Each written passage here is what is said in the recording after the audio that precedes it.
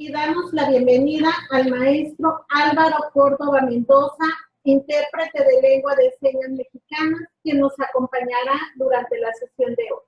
Me voy a permitir leer algo de su trayectoria académica. Cuenta con la licenciatura de enseñanza de matemáticas por la Escuela Normal Superior de Hermosillo. Asimismo, tiene la maestría en educación por la Universidad Pedagógica Nacional. Es intérprete de lenguas de señas mexicanas con 20 años de experiencia y actualmente es maestro de matemáticas de la Escuela Secundaria número 12, profesor Juan Ceballos Ayala, y es intérprete del noticiero de Telemundo. Bienvenido, maestro. Ahora me voy a permitir presentar a nuestro ponente del día de hoy. Él es el doctor Juan Manuel Tonfayán, médico cirujano por la Universidad Autónoma de Sinaloa, especialista en psiquiatría por la Universidad Autónoma de Sinaloa, miembro de la Asociación Mexicana de Psiquiatría, cuenta con el certificado por el Consejo Mexicano de Psiquiatría, certificado en tratamiento de recognición moral para tratamiento de personas con adicciones y trastorno antisocial de la personalidad. Fue pionero del servicio de telepsiquiatría en el Hospital Psiquiátrico Cruz del Norte. Es colaborador en la atención de psiquiatría comunitaria, así como colaborador en medios de comunicación con cápsulas de salud mental. Brinda atención psiquiátrica privada en el Grupo Médico Petit desde 2008 a la fecha y actualmente funge como director general de Salud Mental y Adicciones de la Secretaría de Salud del Estado de Sonora desde marzo del 2018. Bienvenido, doctor. Buenos días. Muchas gracias, maestra Paula Castañeda, por la presentación.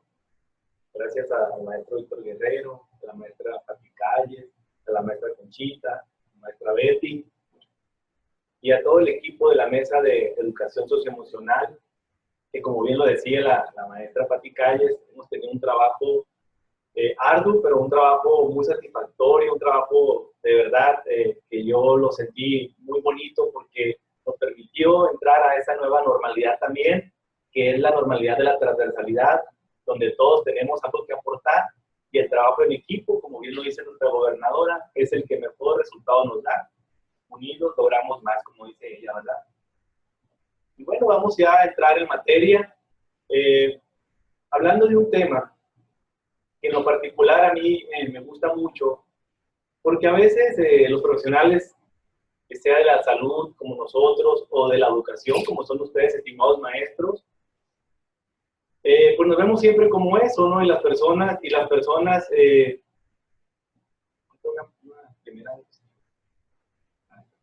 perdón, les decía, como nos ven como profesionales, ya sea de la salud y en este caso de la educación, y siempre nos dicen el maestro Rafael, el maestro Juan, el doctor, pero detrás de esa persona, de ese maestro Rafael, de ese maestro Juan, de ese director, de ese coordinador o supervisor, pues está una persona con sentimientos, una persona con actitudes, con comportamiento, con una personalidad, una persona que también tiene una familia muchas veces y que también se enfrenta a los problemas que nos enfrentamos todos. Y por eso es importante cuidar la salud y es importante también cuidar la salud mental. Se dice que no hay salud física sin salud mental, pero sin salud estoy seguro que no hay educación. Y es por eso la importancia de este tema, porque vamos a aprender durante el mismo cuestiones que habitualmente a muchos nos están pasando, quizá o nos han pasado, y que por alguna cuestión cultural, una cuestión de a veces hasta de estigma, no somos capaces, y compañeros, no somos capaces de pedir ayuda, ni siquiera de expresar los sentimientos. Estamos en una época donde hay mucha comunicación, en una época donde hay muchas redes sociales, pero también es una época de lo superfluo, una época de lo muy superficial y que a veces nos da pena, nos da vergüenza ir a lo profundo. Es muy difícil tal vez confiar en las personas, pero siempre tenemos a alguien en quien confiar y yo creo que muchas de las cosas que les voy a platicar ahorita se pueden evitar porque Porque si podemos expresar esas emociones, pues también vamos a encontrar una salida para poder evitarlas, de que lleguemos a un punto del estrés, sobre todo del burnout, que es de lo que les vamos a hablar el día de hoy. La labor del personal docente, pues imagínense ustedes, la conocen mejor que yo, preparar clases, actividades extraacadémicas, atender a padres de familia, impartir las clases, coordinación con autoridades, evaluación de estudiantes, cumplir normas y lineamientos, capacitaciones, elaboración de reportes, coordinación con otros docentes, entre otras, quizá muchas más, que ustedes saben mejor que yo. Y bueno, ese es el día a día, ese es el día a día de las y los maestros, y es a lo que nos enfrentamos como parte de nuestra profesión, la cual sé que la escogieron con esa vocación, que siempre se dice, ¿no? Que son las vocaciones que las profesiones en las que la vocación tiene más que ver, decían mis maestros de medicina, es la medicina, es la docencia y también es la parte del sacerdocio. Entonces, yo también comparto esa razón. Vamos a hablar cuando no hablamos, cuando vamos en el día a día y obviamente empezamos una carrera en alguna escuela, en alguna secundaria, en algún preescolar y estamos en esas labores que les estaba comentando. Pero con el paso del tiempo puede haber una cosa que se llama desgaste emocional. Y el desgaste emocional o agotamiento es un estado de extenuación al que llegamos cuando nos sentimos sobrepasados por una serie de circunstancias como el trabajo, los conflictos, las responsabilidades. Les comentaba hace un momento que además de ser profesores, maestros o profesionales, pues también tenemos una familia y obviamente eso no nos exime de tener otras, digamos, otras circunstancias que en algún momento también pueden hacer que nuestras emociones puedan verse afectadas. El agotamiento emocional puede darse en el ámbito laboral, cuando nos exigen o nos exigimos demasiado, cuando la fatiga emocional se da en este ámbito, recibe el nombre del síndrome de burnout. Fíjense, maestros, que de las profesiones que más altos niveles o más altos elevados de prevalencia de síndrome de burnout están dos principalmente. Una, la docencia, y dos, la práctica de la medicina. A manera de definición, les diré que es un conjunto de síntomas médico-biológico y psicosocial inespecífico que se desarrolla en la actividad laboral como resultado de una demanda excesiva de energía. Esta definición es del doctor Freudenberger en 1974. Por otro lado, también se define como un síndrome de agotamiento emocional, despersonalización, que ahorita lo vamos a ver qué es, y baja realización personal, que puede ocurrir entre individuos que trabajan con personas. Eso es de Tomás en 1981, que así definió lo que es el burnout. Pero antes de entrar de lleno a este tema, me gustaría que conociéramos la diferencia entre qué es el estrés y qué es el burnout, porque a veces nos confundimos. Y entonces les diré que el estrés es una sobreimplicación en los problemas. Es cuando una persona se siente un poco sobresaltada, está sobreimplicada en la problemática, en este caso en el ámbito escolar. Cuando en el burnout, por ejemplo, lo que hay es una falta de implicación. Ahí ya todas las medidas o todas las defensas emocionales, físicas, pues ya se vencieron. En el burnout ya no hay una implicación, ya no quiere la persona implicarse. Es decir, esa persona que se levanta queriendo que todos los días fueran domingo. Esa persona que ya no quiere ir a trabajar, que ya no siente ese ánimo o esa motivación. Cuando nos sentimos con estrés, hay hiperactividad emocional, andamos como inquietos, a veces queremos hacer una cosa, queremos hacer otra, y por ese mismo estrés a veces no podemos concretar porque suelen pasar ideas tras ideas. En el burnout lo que hay es un desgaste emocional, ya la emoción está desgastada y ya no hay esa hiperactividad, ya hay una sensación de cansancio crónico. En el estrés hay daño fisiológico con fundamento principal. Vamos a encontrar cuando uno está estresado, pues un poquito de aumento en la frecuencia cardíaca, sudoración excesiva, puede haber una sensación como de dolor de cabeza, puede pasar eso, puede ser una sensación de inquietud. Ya en la parte del burnout hay un daño emocional como fundamento principal. La persona se ve agotada. En el estrés puede haber un pequeño agotamiento, pero es leve, o una falta de energía física, es decir, como que no dormí bien, como que me faltó unas 2 o 3 horas más. Eso es lo que podemos ver cuando alguien ya está estresándose, pues. Pero en el burnout ya aquí ya es una energía que se acaba, es un agotamiento pero psíquico, ya no tengo como ideas, ya no me dan, la creatividad ya no está conmigo, ya no sé qué hacer, si es en un aula, pues ya no sé cómo trabajar con los niños o con las niñas, ya no sé qué más hacer, y eso ya estamos hablando del burnout, cuando ya no tenemos, digamos, esa capacidad para hacer cosas nuevas.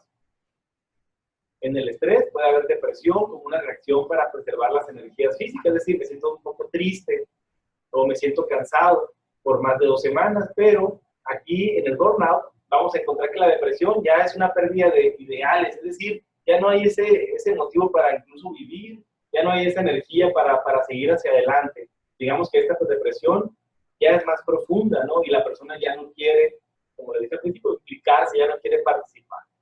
En el estrés puede tener efectos positivos en exposiciones moderadas. Es decir, cuando el estrés es leve, obviamente que se llama eustrés, le llamamos los psiquiatras, porque ese estrés es el estrés de la vida cotidiana. Las personas decimos que nos movemos en base al estrés. Y déjenme decirles que el estrés es una palabra que la salud mental se la robó a la física, porque eso se aplicaba mucho cuando ejercemos una presión o una fuerza sobre un objeto, pues obviamente se dice qué tanto resiste, eso para que no se rompa. Hablamos de la ingeniería, por ejemplo, en un puente, en una especie de concreto. Pero cuando nos referimos los psiquiatras al estrés, también nos referimos también a los mecanismos, como la resiliencia, que es la capacidad para tolerar todas las adversidades y sobre todo sobreponernos a ellas, y que eso no te vaya afectando en tu desempeño pues, laboral, académico, social y sobre todo familiar. Cuando hablamos del burnout ya tenemos también efectos negativos. Ya cuando hay ese estrés ya te genera efectos negativos, ya estamos hablando de una enfermedad o de un síndrome.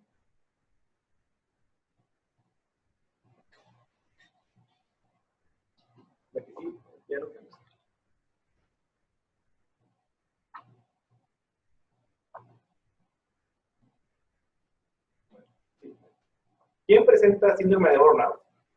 Lo presentan los profesionales que prestan servicios, sobre todo médicos, maestros, funcionarios de prisiones, policías, trabajadores sociales, etc. En contacto directo con los usuarios de esos servicios, que son los pacientes, alumnos, presos o las personas en situación de calle. Asimismo, profesionales como directivos y mandos intermedios, entrenadores, deportistas, personas que son voluntarias, incluso fuera del ámbito laboral, también pudieran desarrollar el síndrome del burnout.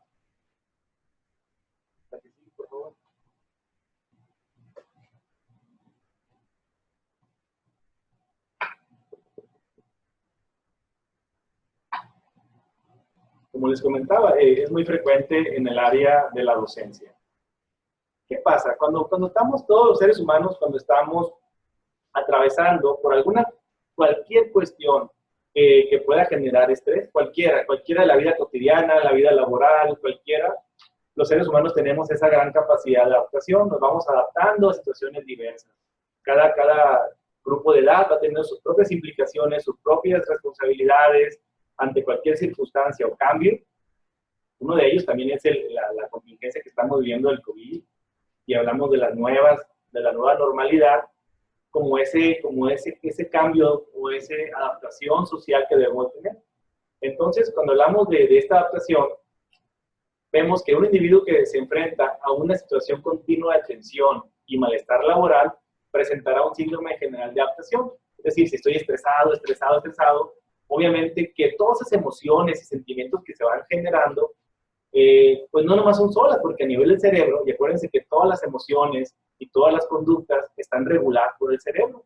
A veces decimos, el psiquiatra, el psicólogo, ¿qué atienden ellos? Pues la mente, pero la mente está ¿en dónde? La mente está en el cerebro. Entonces, la parte esta de mente-cuerpo ya queda muy lejana de esos años 800, 1800, donde se pensaba que era algo como dividido. Sin embargo, hoy se sabe que la mente, el sistema límbico, el sistema de recompensa, el lóbulo frontal, y esos descubrimientos que han hecho pues muchos investigadores nos dicen y nos comprueban pues que todas las emociones están en el cerebro, y cuando una persona está teniendo esas tensiones continuas, está expuesto a situaciones de estrés, obviamente que se están liberando hormonas, sobre todo el cortisol a nivel de la glándula suprarrenal, y esto va generando cambios tanto físicos como psicológicos. Tales reacciones adaptativas generan en la dimensión biológica del individuo respuestas homeostáticas positivas. Es decir, cuando el estrés es leve, por ejemplo, si yo requiero conseguir algo de alimento o dinero para comprarlo, pues yo tengo que trabajar y esa necesidad es un estrés, digamos, un estrés bueno, porque yo tengo que hacer algo para conseguir eso que necesito, ¿no? Y es, digamos, que ese estrés de la vida cotidiana, el que todos toleramos y que nos mueve además a levantarnos a una hora, hacer ejercicio para cuidar la salud física, etcétera, pues es el estrés que llevamos bueno. Y todos los seres humanos tenemos una capacidad cerebral para poder controlar esos pequeños cambios que no generan, no estamos hablando todavía de patología, y que nos hacen estar de una manera estables en el ánimo, estables en el dormir, en el apetito, en el comportamiento, y hasta ahí vamos todo bien. Cuando y también los mecanismos homeostáticos, cuando esos mecanismos que son los positivos se rompen, cuando esos mecanismos ya el cerebro no es capaz de tolerarlos, se dice que estamos ante una situación ya de distrés o ese estrés negativo. Es cuando ya nos rebasó. Y cuando ya no rebasa ese estrés, empieza a haber sintomatología, porque ya acuérdense que digamos, ese equilibrio homeostático se va a perder, surgen hormonas que son las del estrés, sobre todo el cortisol, bajan sustancias químicas que son del bienestar y del placer, como la dopamina, norepinefrina, serotonina, y entonces empieza a haber baja de lo que es el GABA y ya no podemos ni dormir bien en la noche. Entonces sí, estamos hablando ya del estrés negativo. En el proceso general de adaptación a la situación de estrés o malestar se plantean tres fases. La fase de alarma, que ahorita la vamos a explicar mejor, la fase de resistencia, que es la adaptación, y la fase de agotamiento. Cuando ya se vencen esas fases, cuando ya no, el organismo ya no es capaz de tolerar o tener un mecanismo de defensa para esto, podemos llegar a lo que conocemos como síndrome de desgaste o síndrome del quemado o burnout. ¿Sí, por favor? Aquí tenemos, ¿no?, la fase de alarma. Hablamos de la adaptación general. ¿De qué depende? ¿De qué depende que una persona aún expuesta o varias personas aún expuestas a una misma circunstancia, unos puedan salir bien librados, otros puedan salir con alguna sintomatología emocional, pero otros salgan muy desgastados? Dicen, oye, ¿pero qué pasó? Porque si estábamos en la misma escuela, digámoslo así, o la secundaria, ¿por qué hay dos maestros o dos personal muy están afectados y por qué otros están bien, con mucho ánimo? ¿Y por qué? Bueno, pues depende de las capacidades, desde la parte hereditaria, lo que es la genética, la parte del carácter y sobre todo la personalidad. Todo eso se va conjuntando y decimos que la parte genética viene siendo lo que viene, la parte es el temperamento, la parte hereditaria, pues, ¿no? Hijos de papás, digamos, ansiosos, pueden tener ciertas respuestas de ansiedad a las cosas que se vayan enfrentando. El carácter es lo que nos hace, con el paso de los años, somos niños, vamos creciendo, y todas esas maneras de responder, la forma de adaptarnos a situaciones diversas, nuestros propios recursos, pues, biológicos y sobre todo psicológicos, esos nos van formando un carácter. Y cuando cumplimos 25 años de edad, se supone que ya el cerebro adquiere la maduración y eso ya consolida una personalidad, ¿no? Entonces todos tenemos una cierta personalidad. Entonces la adaptación va a depender de la capacidad de recuperación, desarrollo de nuevas motivaciones, tolerancia a la frustración, apoyos ambientales. Todo esto se puede englobar en resiliencia. La palabra resiliencia, les decía al principio, es la capacidad que tenemos todos los seres humanos de poder rehacernos a situaciones adversas, ¿no? Entonces va a depender de todo eso. No todo es culpa del papá, no todo es culpa de la naturaleza, no todo es culpa de la circunstancia. Hay personas que ya tienen esa tendencia a que ciertas circunstancias puedan generar en ellos algunas reacciones, pues, negativas, ¿no? Decimos que en México, 1 de cada 4 mexicanos tiene riesgo de alguna enfermedad mental en alguna época de su vida, en algún momento de la vida. Entonces, si es satisfactoria esa adaptación, hablamos que la persona se puede recomponer o se puede estabilizarse y digamos que tiene capacidad, o ese estrés pues fue un estrés bueno porque lo adaptó, supo cómo tener respuestas a las situaciones adversas y salió adelante sin que esto le ocasionara algún problema. Pero cuando no es así, cuando no se puede por alguna razón, a veces no está en uno mismo, porque cuando la gente va a consulta, es que yo le eché muchas ganas. Entonces ahí es cuando decimos los psiquiatras, es que esa no es una cuestión válida, porque para nosotros el echar ganas no significa que la persona tiene toda la culpa o que uno lo provoca, ¿no? Entonces, vamos entendiéndonos, esto va más allá de nuestra propia motivación muchas veces, ¿no? Entonces, por eso los psiquiatras siempre decimos que alguien que se encuentra cabizbajo, con síntomas de tristeza, pues evitemos decirle, échale ganas, ¿no? Entonces, cuando ya esa respuesta no es satisfactoria, pues estamos entrando ya a una segunda fase, que es la etapa de resistencia.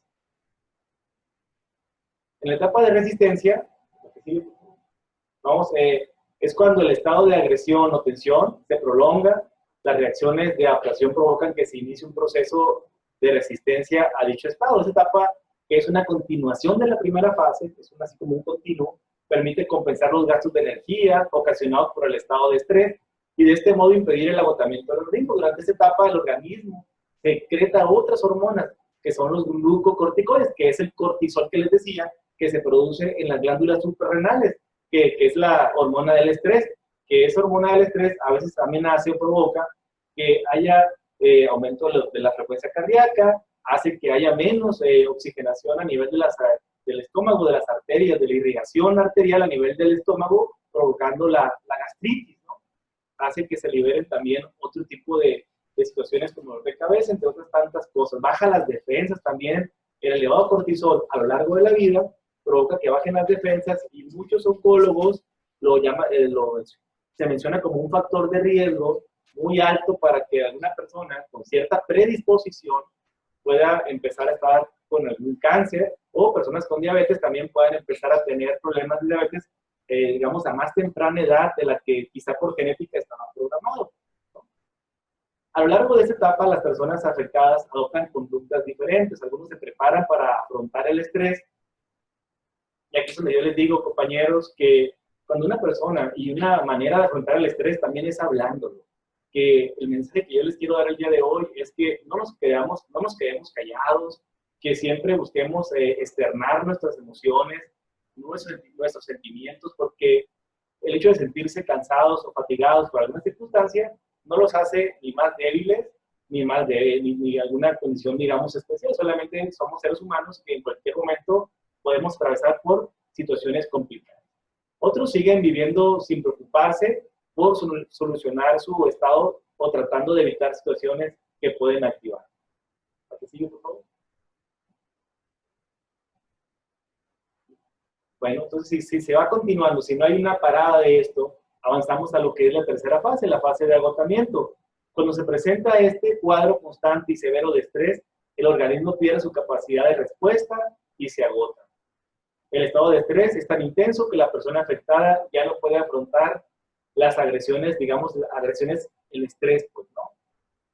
El organismo entra en un colapso y ya no puede defenderse de las situaciones de agresión o tensión. Las reservas psíquicas y biológicas se agotan. ¿Y qué quiere decir esto? Pues que todas las respuestas, toda esa capacidad de tolerancia, la capacidad que tenemos de tolerar la frustración, de mantenernos ecuánimes, de ser prudentes, cuando una persona llega a este punto, pues ya se vencen esas, digamos, esos mecanismos biológicos y mentales, y entonces empezamos a tener ya una mala actitud. Es aquella persona que ya está irritable, que está intolerante, que ya no quiere saber más de las cosas que está pasando o trabajando, y es cuando a veces dice, bueno, ¿qué le pasó? Si antes era una persona de este tipo y era amable, y ahora me contestó muy mal, le quise comentar algo sobre una tarea, por ejemplo, y no, olvídate. Es cuando ya llegamos a ese punto, es cuando esas reservas psíquicas ya se agotaron.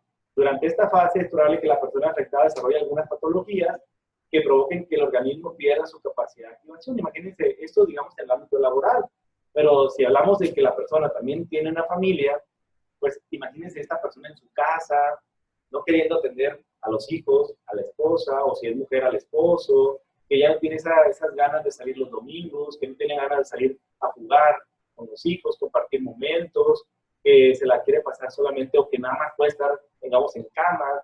Entonces vean todo eso que se va afectando, ¿no? Que no tiene convivencia con sus papás, con los hermanos, y que solamente quiere estar en una sola posición porque no sabe cómo salir de esto. Pero lo más triste es que no sabe que tiene este síndrome de burnout. ¿Sigue? Aquí está donde llegamos ya a este burnout, cuando ya, así como lo ven en la imagen, cuando ya sabemos que algo parece que una losa, como el isquia nos está ya cayendo sobre nuestra espalda y ya no podemos salir adelante. Pensamos que no podemos salir adelante o sentimos, mejor dicho, que no podemos salir adelante. ¿A que sí, por favor? ¿Cuáles son las consecuencias principales del síndrome del burnout? Vean, esta imagen es muy representativa porque cuando este dominó que está representado aquí, cuando hacemos el dominó, siempre que todos de niños alguna vez jugamos con el dominó del abuelito y lo poníamos, ¿no? Hacemos casitas, hacíamos esos jueguitos y dejamos pasar las cosas que nos van pasando una y otra, pues puede pasar que pues llegamos a colapsarnos, ¿no? ¿Cuáles son las consecuencias? Hay tres grandes grupos. Por un lado tenemos las consecuencias psicosomáticas, tenemos las mentales y también tenemos las conductuales. ¿Cuáles son las psicosomáticas? Psicosomáticas pueden ser pues, los cardiovasculares. Yo le decía del cortisol. El cortisol hace que las arterias se hagan más chiquitas y que eso haga que el corazón empiece a latir más fuerte. A veces las personas se confunden con problemas cardíacos y van con el cardiólogo antes de ir con un psiquiatra, ¿no? Y entiendo porque cuando sentimos algo aquí en el pecho, una sensación de falta de aire, una sensación de opresión o taquicardia, pues pensamos que puede llegar al infarto. Entonces eso sucede. Digestivos, les hablaba también de ese cortisol, ¿no? Que les he hablado mucho del cortisol el día de hoy, pues vemos que esa misma, al hacer las arterias más pequeñitas y el cortisol se eleva y la sangre se va al cerebro, al riñón, a áreas donde son para huir o para luchar, entonces la parte digestiva queda sin irrigación sanguínea, por lo tanto queda sin oxigenación y vemos que la mucosa gástrica empieza a degenerarse, provocando lo que es una gastritis erosiva y si no la tenemos, hasta úlceras. La cuestión muscular va a ser representada aquí por esa parte de estar el cuerpo constreñido, ¿sí? Digamos, una tensión, me siento tenso, ¿no? Entonces hay una contracción muscular y nos va a empezar a doler la parte de la nuca, nos va a doler mucho la espalda, la cintura. Entonces, ¿por qué? Porque los músculos están apretados porque tenemos esa tensión. Va a haber problemas de sueño. El sueño es algo muy importante, es una función vital para el ser humano. Casi la tercera parte de la vida la pasamos en sueño y el sueño sirve para repararnos, sirve para que muchas cosas a nivel bioquímico se recuperen. Y cuando hay un problema de insomnio, que es la incapacidad para iniciar el sueño, mantenerlo, entonces, pues obviamente que va a haber mucho problema porque también nos va a traer más fatiga, nos va a traer problemas inmunitarios. Las personas con insomnio, por una cuestión de aumento de una hormona que secreta el estómago, hace que aumente mucho el apetito.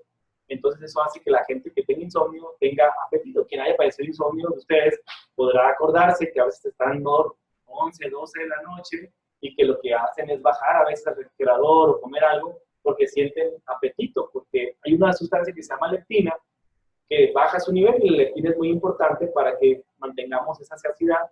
Hay otra sustancia en el estómago que hace que se despierte el apetito. Entonces, cuando tenemos insomnio, además de todos los problemas inmunitarios y físicos, también hace que eso también provoque aumento de peso.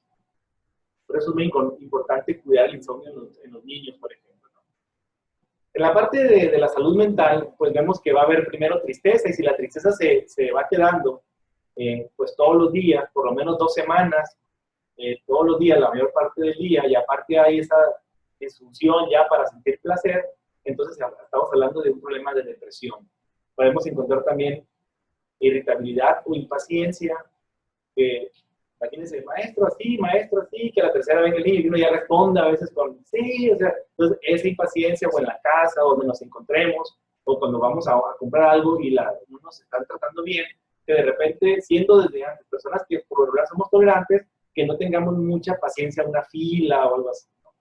Frustración, va a haber incapacidad para tolerar la frustración ante cualquier cosa adversa, voy a explotar fácilmente, dificultad para la concentración, hoy estoy leyendo y no salgo del mismo párrafo, me tengo que regresar porque siento que no me estoy concentrando, o se me olvidan fácilmente las cosas, qué me dijiste, dónde lo dejé. Son ejemplos básicos de falta de concentración.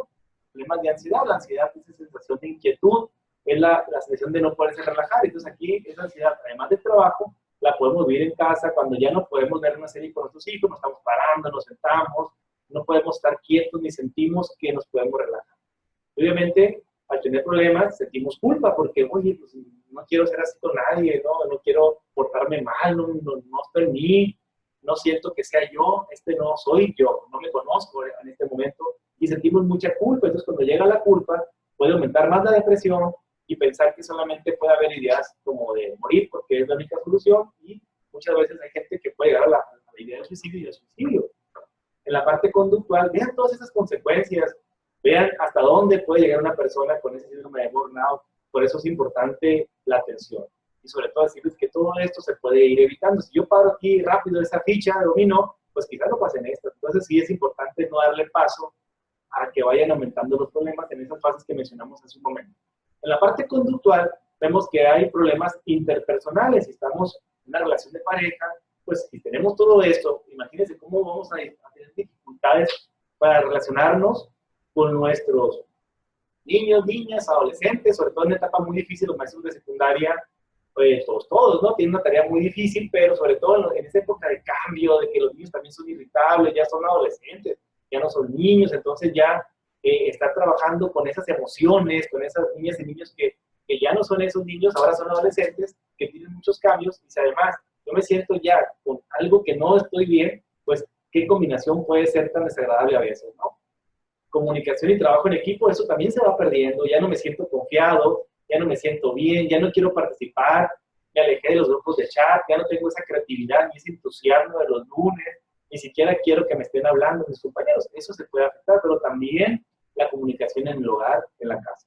Consumo de sustancias, esto es muy peligroso, porque cuando lo que hacemos es ir a una tienda de conveniencia a conseguir una cerveza para poder dormir, a conseguir una cerveza para relajarnos, una cervecita, dicen, no, un vinito, pues si caemos en ese gancho de poder usar ese alcohol como una medicina, quizá al principio sí lo puede, a lo mejor te relaja, a lo mejor puede ser que sea bien al principio, pero cuando menos piensas, y el riesgo es empezar a generar una adicción, porque con el paso del tiempo ya no vas a ocupar una cerveza, van a ser 2, luego 3, luego 4, luego vas a pensar que si no tomas ese día no vas a dormir, y solo de pensar que no duermes, pues vas a tener más miedo, más ansiedad. Entonces todo eso es un círculo vicioso que nos puede desencadenar en un cuadro de alcoholismo.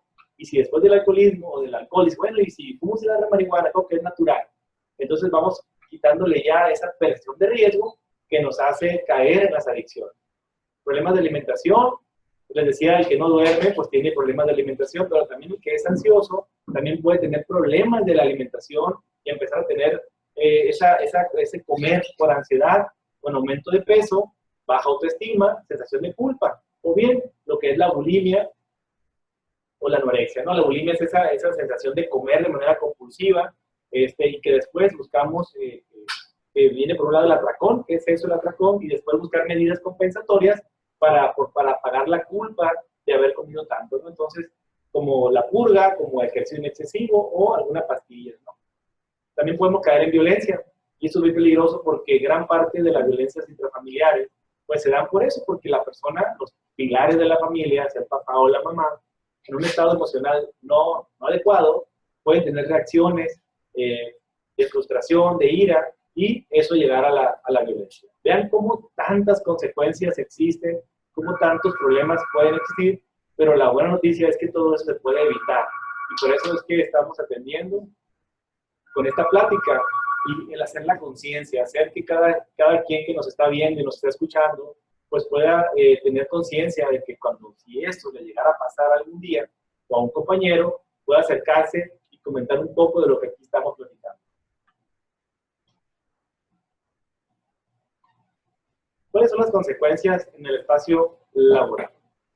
En hospitales siempre nos mandan correos donde dice, no falta el trabajo, no falta el trabajo porque al no ir al trabajo, el ausentismo laboral, pues, afectas a tus compañeros, les haces más dura la carga, les generas más desgaste emocional a los demás. Y por eso tu trabajo, tu aportación es muy importante. Entonces, si tenemos el síndrome de burnout, hay consecuencias en el espacio laboral. Estamos hablando ahorita con docentes, con maestros, pues estamos hablando del ámbito educativo, y si hay ausentismo laboral, va a provocar que haya mucha rotación, va a haber disminución de la productividad, lo que es cantidad con calidad, puede haber accidentes, puede haber insatisfacción laboral, propensión al abandono, va a haber una baja calidad, y entonces todo eso hace que repercute, que haya muchas consecuencias graves en ese ámbito laboral, ¿no? Y que la persona, que por no decir cómo se siente, por no hablar de su problema con su superior o acudir a una consulta psicológica o psiquiátrica para atender esta parte, pues pueda ser calificado de manera errónea como una persona que no aporta, una persona que no participa, una persona que realmente no ama su trabajo. ¿Sigue, por favor? Tenemos, en cuanto a las dimensiones del síndrome del burnout, digamos que el agotamiento laboral emocional, que ya lo mencioné hace un momento, bueno, pues hay disminución o deficiencia de los recursos emocionales propios. Hablamos ya de los sentimientos de depresión, de la baja autoestima, porque de ser esa persona eficiente, esa persona con entusiasmo, esa persona que se levantaba todas las mañanas, a lo mejor salía a caminar un poco, llegaba, se bañaba, se cenaba, se iba al trabajo, llegaba siempre saludando a sus compañeros, de repente ya no lo es porque se siente así como está en el ejemplo de esa amiguita, y obviamente baja la autoestima porque pues quizá haya aumento de peso, quizá ya no haya esa motivación por el arreglo personal, y el verse y el sentirse mal, obviamente pues genera baja autoestima. Sentimientos de inferioridad, sentir que no va a alcanzar los logros de otros compañeros, sentir que no va a poder aspirar a un momento en el sentido de mejorar en esa carrera, digamos, docente en este caso, ¿no? Entonces, bueno, en esa parte donde uno va creciendo en la profesión. Hay fatiga, hay sensación de incompetencia, porque las personas con depresión o con agotamiento emocional, aún siendo los más competentes, aún siendo los más entusiastas, aún siendo los que dominan los temas, créanme que cuando una persona cae en depresión, se sienten sienten que no saben hacer lo que ya hacen previamente, se sienten muy incompetentes y con muy poca capacidad para... Hay una valoración negativa de sí mismo, del trabajo, pero sobre todo también hay una valoración negativa del futuro. Y eso es muy peligroso, porque cuando llegamos a una sensación de abandono personal o de falta de esperanza, pues cuando hay falta de esperanza es indicativo de que esto ya es muy, muy grave, porque si ya nada puede hacer que esto cambie, pues ya lo que sigue es otra cosa que puede ser las ideas de muerte o la idea de suicidio. ¿Sí, por favor? También hay un síntoma que llamamos despersonalización, que va muy ligado a los problemas de ansiedad. Es una respuesta excesiva, negativa, insensible y despreocupada con actitudes de cinismo. La persona que tiene despersonalización, lo que menciona maestros y maestras, es esa sensación de que él no es él. Me siento fuera de mí, como si todo lo que me está pasando lo vivo fuera de mí, como si fuera una película que estoy viendo desde afuera. Eso pasa mucho en problemas de ansiedad.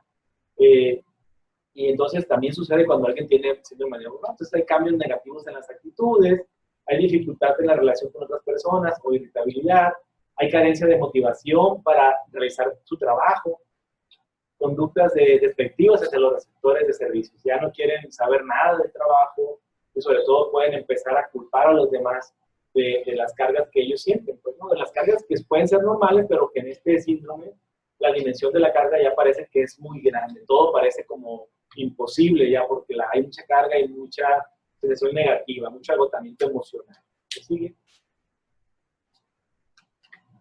Otra dimensión es la falta de realización personal, el deterioro de propios sentimientos de competencia y éxito.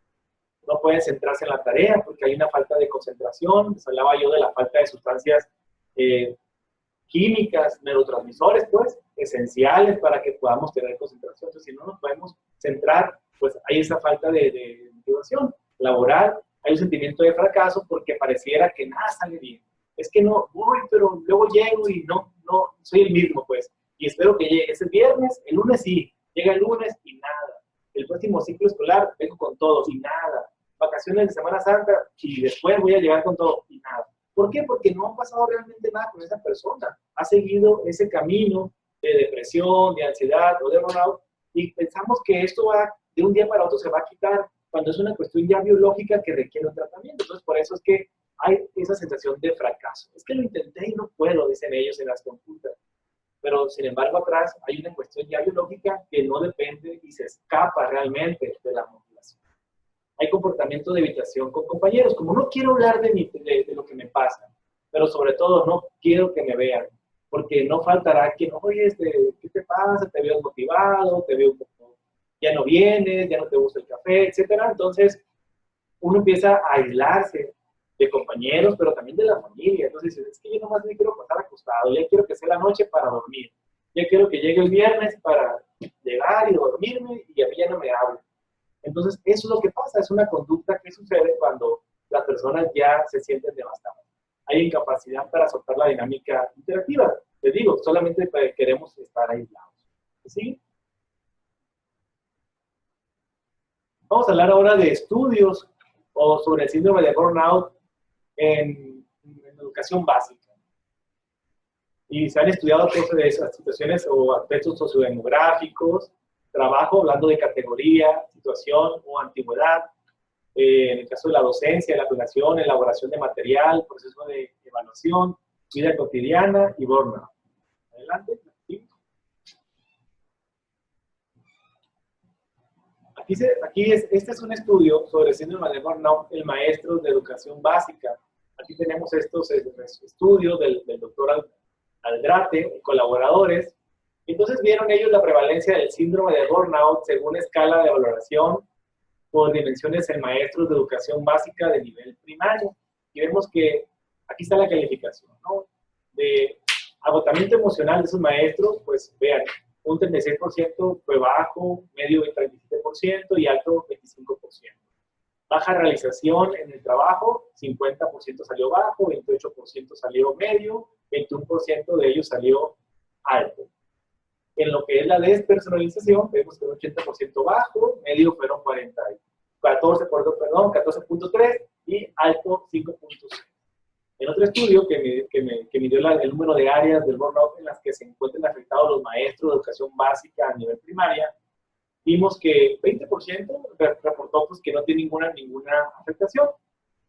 El 33% de esa dimensión tenía una afectación, alguna área, ya sea la área emocional, la área laboral, ¿no?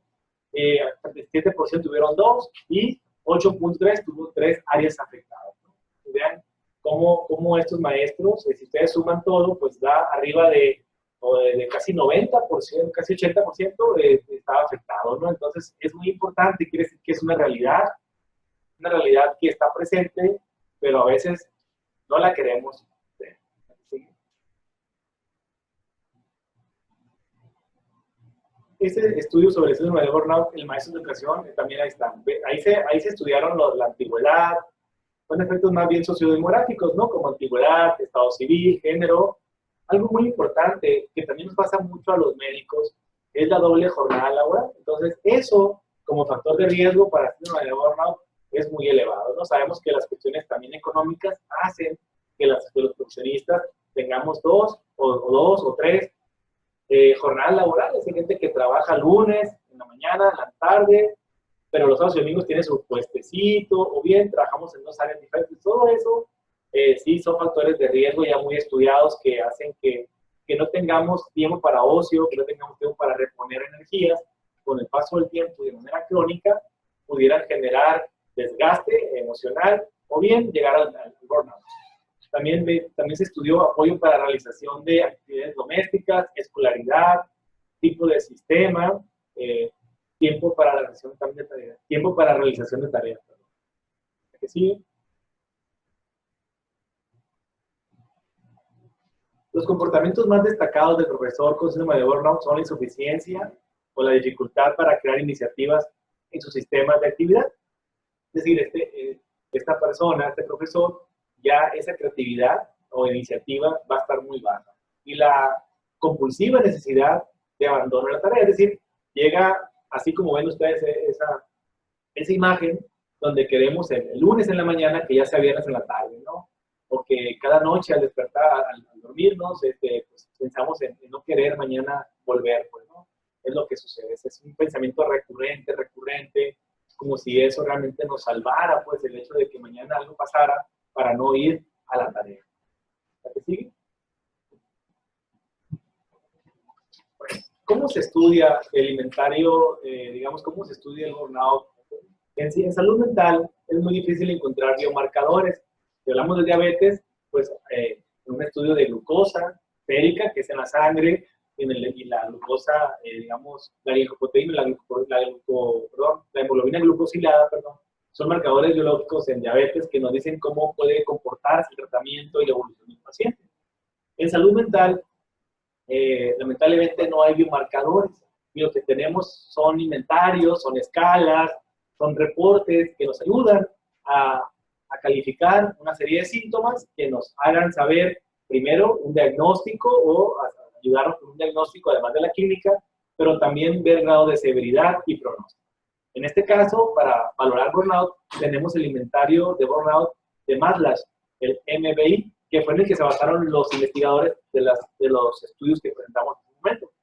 El inventario de burnout de Maslow fue desarrollado por Maslow y Jackson en 1986.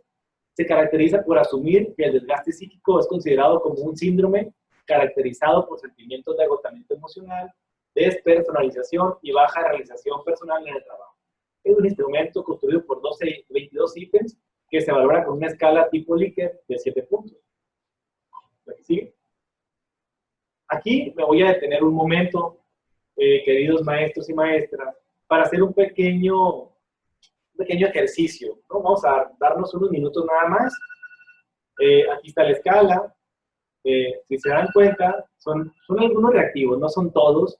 Y me gustaría, si tienen a la mano un lápiz, papel, pueden autovalorarse, ¿no? Y obviamente ver aquí, o simplemente ver y autoevaluarse mentalmente.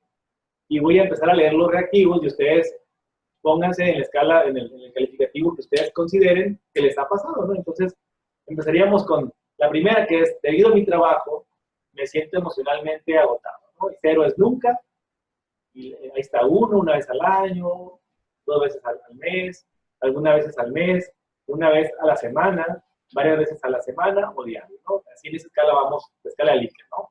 Al final de la jornada me siento agotado, me encuentro agotado por las mañanas y tengo que enfrentarme a otro día de trabajo. Puedo entender con facilidad lo que piensan mis alumnos. Creo que trato a algunos alumnos como si fueran objetos. Trabajar con alumnos todos los días es una tensión para mí. Siento que mediante mi trabajo estoy influyendo positivamente en la vida de los otros. Me preocupa que ese trabajo me esté endureciendo emocionalmente. Me encuentro con mucha vitalidad. Me encuentro frustrado por mi trabajo. Califiquen ustedes mentalmente y vean cómo esas preguntas hacen ese inventario. Pues ya las 22 que completan todo esto, una vez calificadas, nos dan ya un resultado que nos va a ubicar en que puede ser que no haya ningún burnout, que no haya síntomas de burnout, o bien que si lo hay, pueda ser leve, moderado o severo. ¿La que sigue, por favor? Aquí vamos a entrar a un tema que es consecuencia del burnout. Ya les había platicado pues, lo que pasa a nivel cerebral y obviamente las consecuencias y las enfermedades mentales más frecuentes o más prevalentes es la ansiedad y la depresión. Obviamente el burnout puede generar que caigamos en un problema depresivo o en un problema de ansiedad. ¿Sí?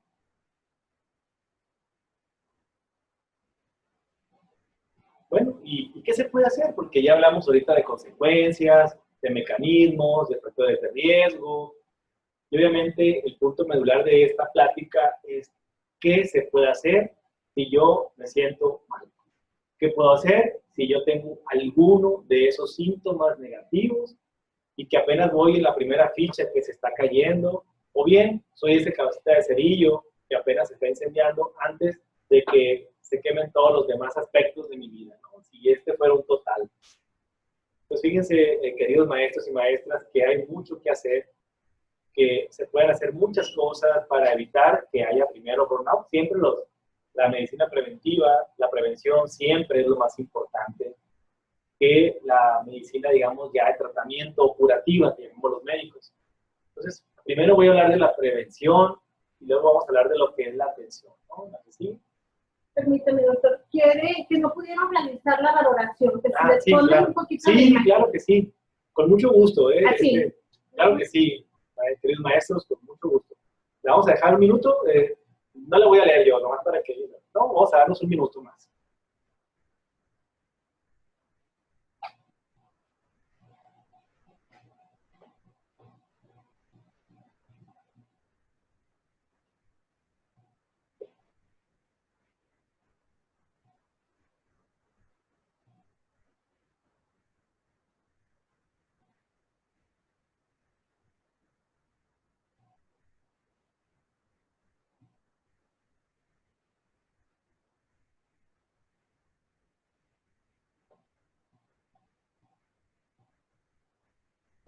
un piloncito. No sé si... Bueno, les decía que primero vamos a hablar de la prevención. Y la prevención es cuidarnos a nosotros mismos, ¿no? Cuando hay muchos libros que hablan de superación personal, que hablan de realización personal, y hay unos, digamos, decálogos, hay unas cosas así de mucha consejería, pero hay una parte que alguna vez leí que se llaman las 7 claves del éxito, y había unas muy importantes que me gustaban a mí mucho y que me quedé con ellas. No recuerdo las 7 realmente ahorita, pero una muy importante es aceitar la máquina, que me acuerdo siempre, ¿no? Aceitar la máquina, afilar el hacha, y se refiere a cuidarnos nosotros mismos. Antes de entrar a la parte de organización, digamos, en el ámbito laboral, les decía yo que antes de ser profesionistas somos seres humanos.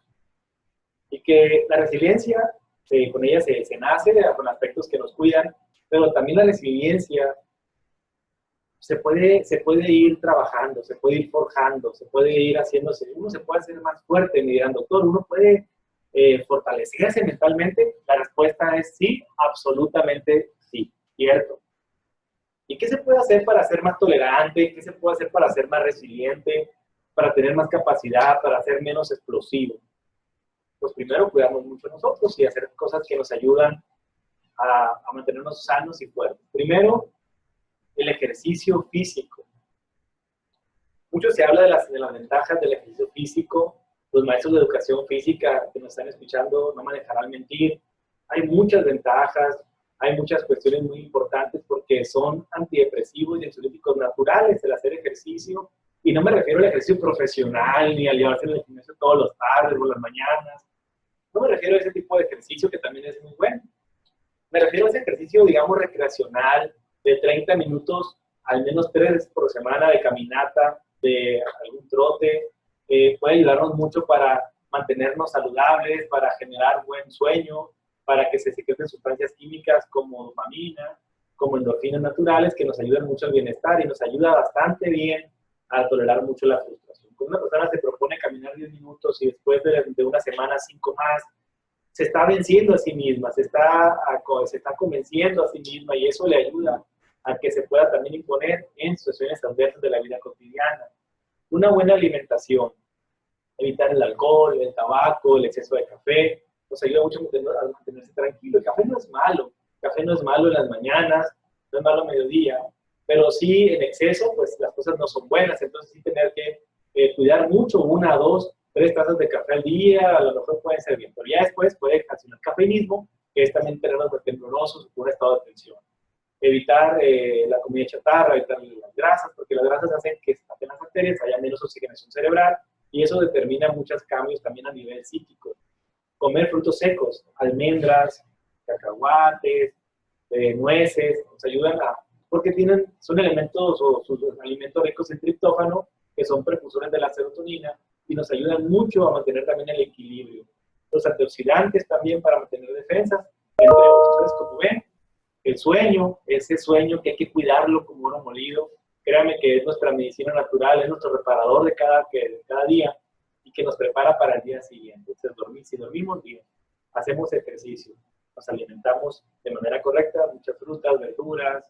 Entonces, creo que vamos a estar preparados para salir a trabajar, para salir a enfrentarnos al día a día con mucha tranquilidad. Y una prueba muy buena es la tolerancia al manejar. Cuando salimos de casa y vamos al trabajo y vemos que otra gente va apurada porque salió tarde y se nos va atravesando, ¿qué capacidad tenemos para respirar profundo, mantenernos tranquilos y seguir nuestro camino sin necesidad de ir pitando, gritando o exclamando palabras altisonantes? Bueno, ya hablando de la organización, de la prevención en organización, tenemos que tener evaluaciones psicosociales. Si ustedes las integran a sus modelos educativos, digamos, como organización escolar, pues van a saber cómo se encuentran, pues, ¿no? Y si de repente tienen que pasar por una evaluación psicosocial, acéptenla con mucho gusto, porque es la única manera de saber cómo nos sentimos. A veces somos en el día a día y andamos tan desesperados que pocas veces nos paramos a reflexionar. Por eso decimos que en esta contingencia, a pesar de, como lo dijo la maestra Patti hace un momento, hay cosas muy lamentables que no quisiéramos que estuviera pasando como enfermos o pérdidas de seres humanos, también hay momentos que estamos aprovechando para reflexionar y ver que va a ser necesaria una nueva normalidad y que esa nueva normalidad implica perderle el amor a muchas cosas que a lo mejor antes ocupaban el lugar número uno en nuestra vida y que eso a la vez generaba también mucho estrés, ¿no? Programas de acogida, eso quiere decir que puede haber algún desarrollo de programas que nos ayuden a ayudarnos cuando una persona se encuentre con estrés, pero es muy importante que platiquemos, compañeros, que hablemos los problemas. En los grupos de sesión de trabajo, en las sesiones, en los pequeños grupos o las juntas de trabajo, es importante que también se hable de esta temática para que también pueda haber programas que puedan ayudar a que algún profesor o algún personal de esa institución pueda recibir ayuda y evitar llegar a un grado muy grave de forma. Retroalimentación, trabajo en equipo. Lo decimos a veces muy fácilmente, trabajo en equipo y trabajo en equipo y trabajo en equipo. No lo repetimos a veces como pericos, pero ¿realmente trabajamos como equipo? ¿Realmente somos un equipo de trabajo? ¿Realmente hay los factores y hay digamos, esa energía para poder desarrollar trabajo en equipo? Formación y desarrollo también es algo muy importante. Definición de roles y funciones, eso es muy importante también. Competencias y responsabilidades, aumentar la colaboración. Una persona se siente muy bien cuando se siente parte del equipo y cuando se ve que su trabajo es importante para la meta. Yo siempre digo, desde el que la persona más humilde que nos ayuda a que se mantenga limpia el área, hasta el director o el secretario que encabeza, o el gobernador, el presidente que encabezan grandes funciones, pues todos somos parte y todos colaboramos para que una meta se pueda cumplir. No se pueden cumplir metas si no colaboramos todos. Flexibilidad horaria, tenemos que también tener esa capacidad para poder ayudarnos cuando tengamos algún problema. Seguridad en el empleo, ayudarnos para que haya la seguridad, haya las condiciones que puedan mitigar el estrés y trabajar con confianza. Y también facilitar recursos. Cuando faltan recursos, a veces sí hay estrés, pero también ahí entra mucho lo que es la parte de las estrategias, la creatividad para solventar a veces la falta de los recursos, ¿no? ¿La que sigue? ¿Cuál es el tratamiento?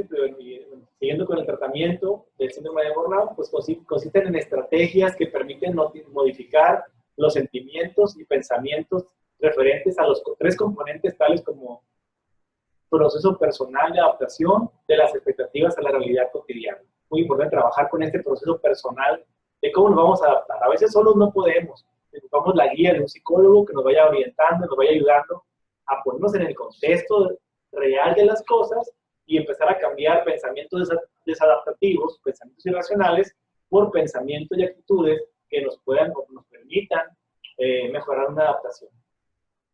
Y si no se puede solamente con una terapia, pues damos medicamentos para que aumentemos la capacidad de respuesta, bajemos la frustración, bajemos la irritabilidad y la alta impulsividad.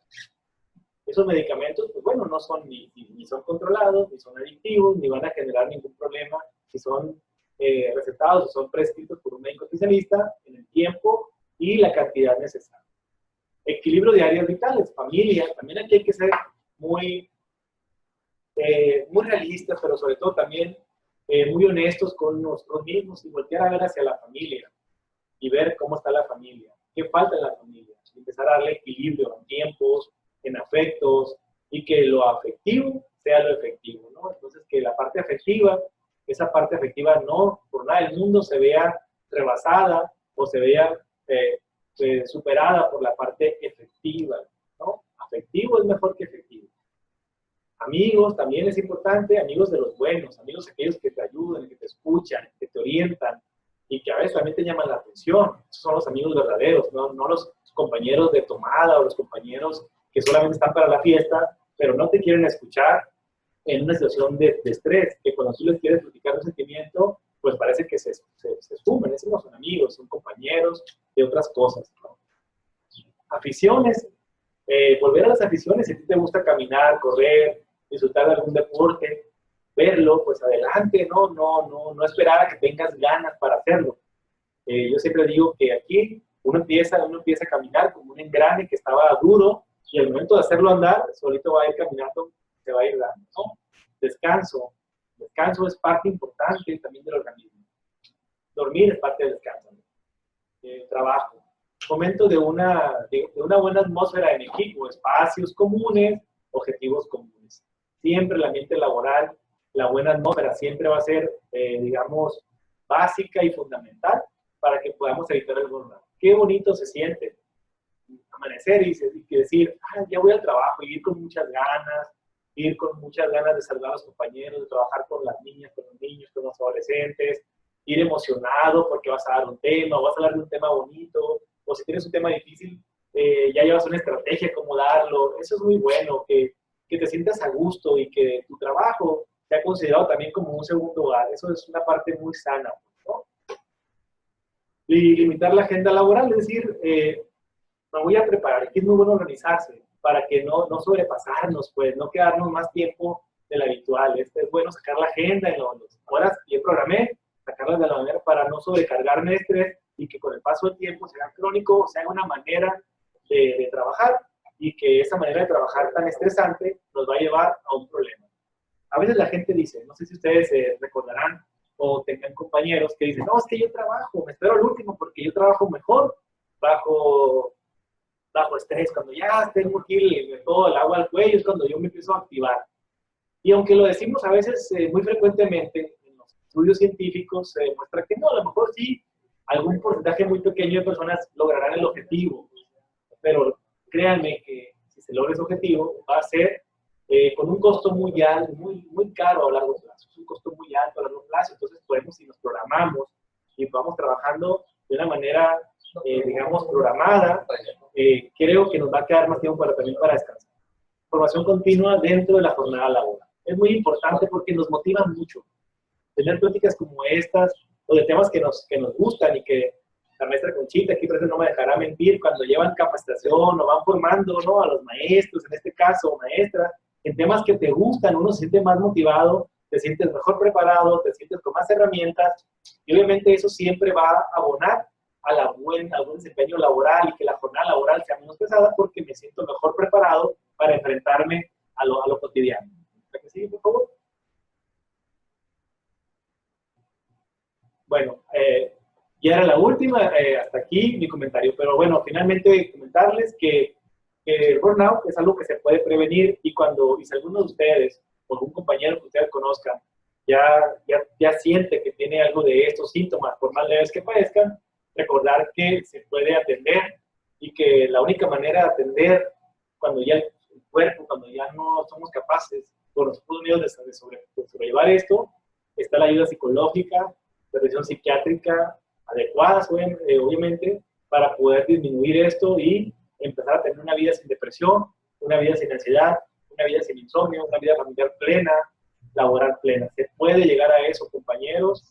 Por favor, no se queden callados, que el estigma no sea su candado. Rompamos los candados, derribemos las barreras, atendiéndonos, comunicándonos y sobre todo trabajando en equipo. Muchas gracias a todos por escucharme.